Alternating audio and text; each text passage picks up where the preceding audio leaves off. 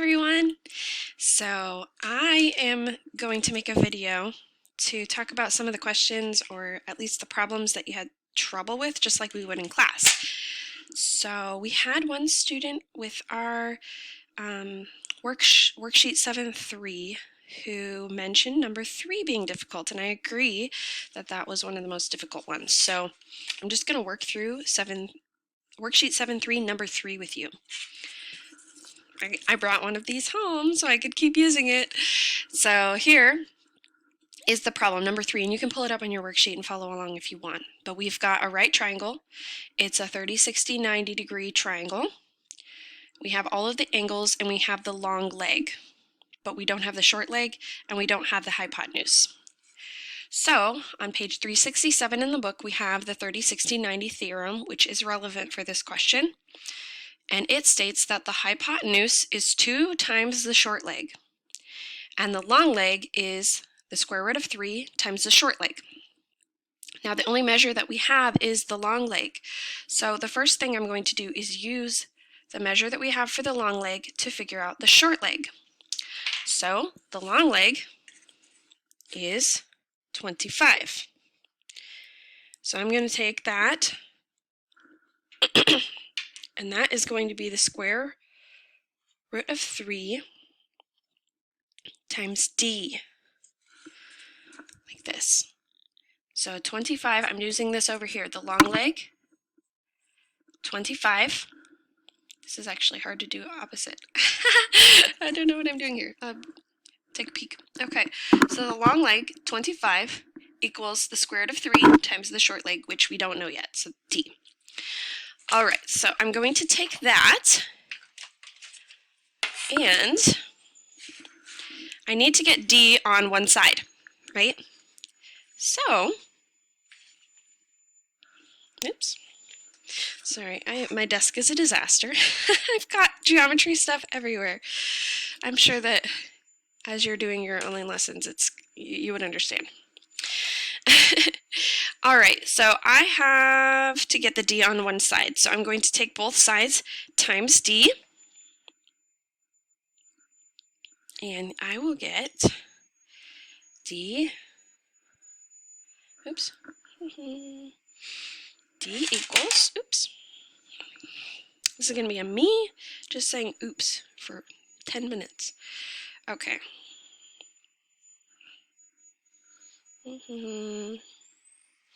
Basically, I'm just solving for d right now. Okay, I'm checking my notes to make sure that I did this right.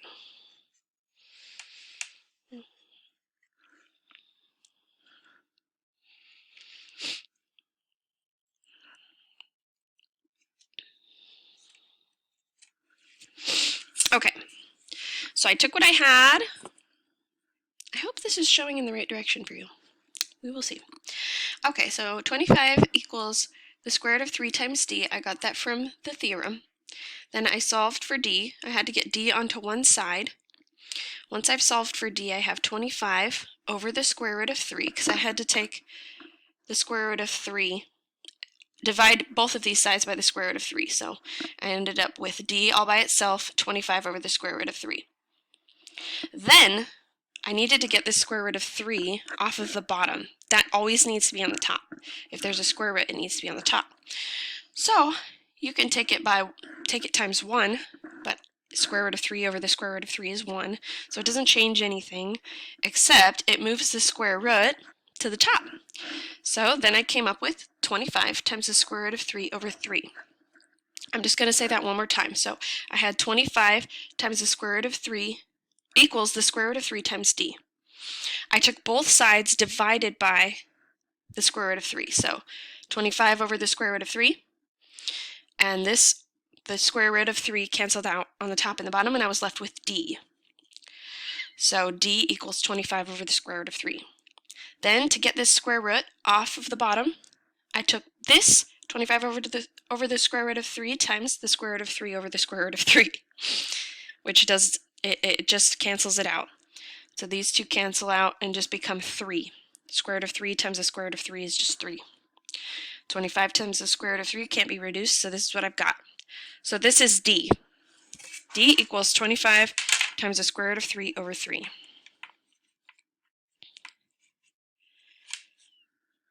Okay. Yep. All right, I'm going to erase the rest. Oops. Just got myself with the marker. Okay. So that is the short leg. So I have the short leg and the long leg. Remember, the hypotenuse is 2 times the short leg. This is the short leg right here. So I need to take it times 2. 2 times 25 times the square root of 3 over 3. Okay. So this part is pretty easy. All we do is take 25 times 2 and put that on the top half, and leave the rest alone. So it's going to be 50 times the square root of 3 over 3. And that's the answer for C.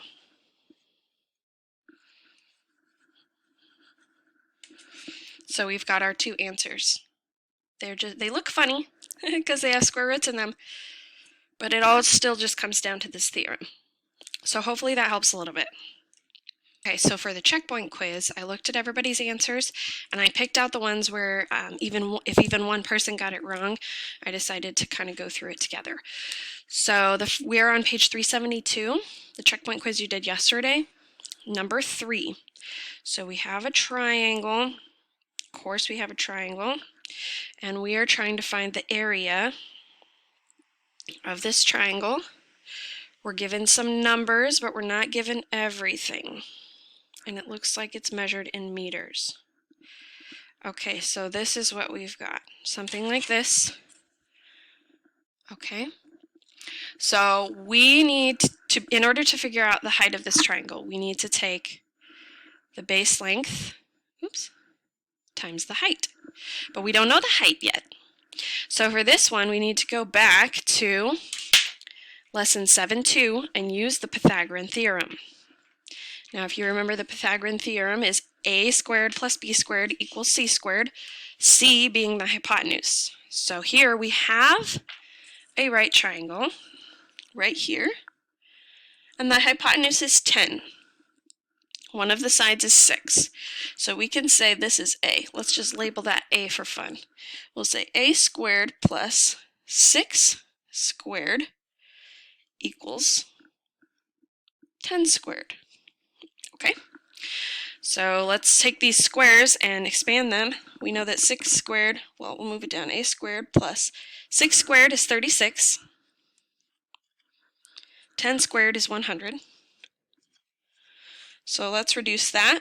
So let's subtract 36 from each side. We're going to subtract 36 from each side so that we have a on one side by itself. So we have a squared equals 64. So we need to take the square root of a squared, which is just a, and the square root of 64.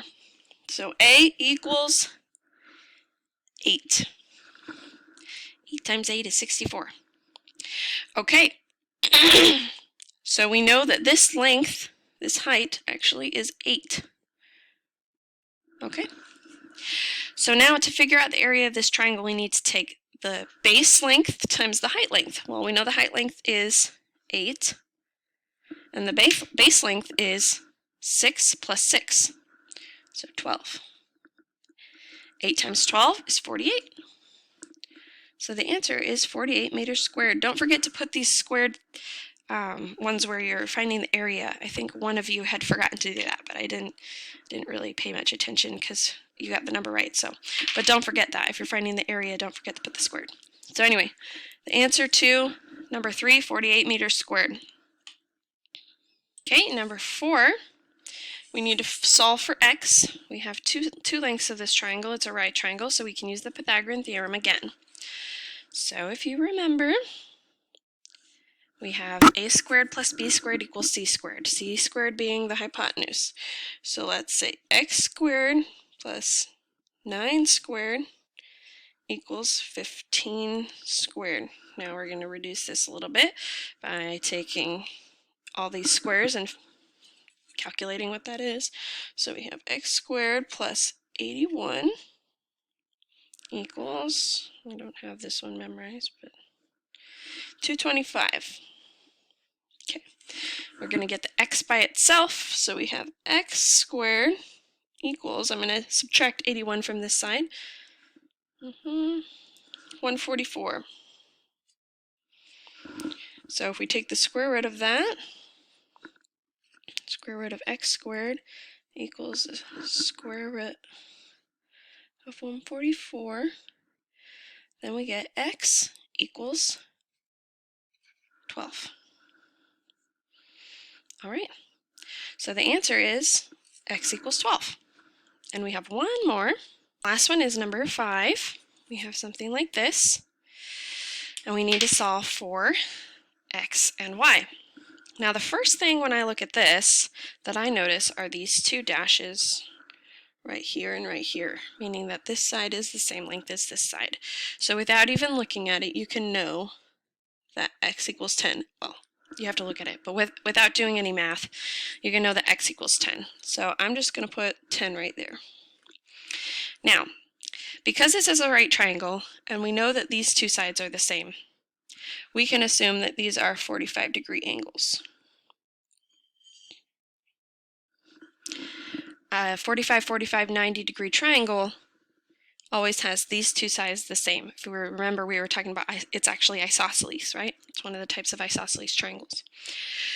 But it happens to also be a 90-degree angle in the middle, so we know it's 45, 45. Okay, so all we have to do is solve for y. Now you are going to need to turn to page 366 to find the 45, 45, 90-degree triangle theorem. That's going to give you the answer. Now this theorem states that the hypotenuse equals the square root of 2 times the leg. Sorry. Square root of 2 times the leg.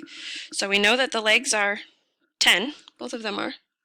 So we can say that y, the hypotenuse, equals the square root of 2 times 10. That's actually kind of ugly. I'm going to write it the other way around. Y equals 10 times the square root of 2. And that's that. Okay? That's all I saw that I needed to talk about for the checkpoint quiz. So good job, everybody. I'll be making these videos to help clarify problems that people have trouble with. Please remember to write in all of the answers that you have each time in the Google Doc like you did. Also, don't forget to mention any problems that you had particular trouble with, because there could be days where there are so many that are slightly off that I might have to pick and choose which ones to talk about, or if there's a lot of overlap with the type of problems that we're doing. I'm definitely going to talk about ones that you write down you had trouble with. Also, another thing is sometimes you may have gotten it right, but you still don't understand it very well and you want me to explain it. So please mention that in the Google form that asks for you to write which problems you had trouble with. Okay? Also, remember you can text me, call me, set up a Google Hangout. You can connect between 1 and 2 o'clock, and I'll be there anyway. If you want to talk about the problems that you're doing that day, or if you saw this video and you wanted me to talk about a different problem, we can do it together.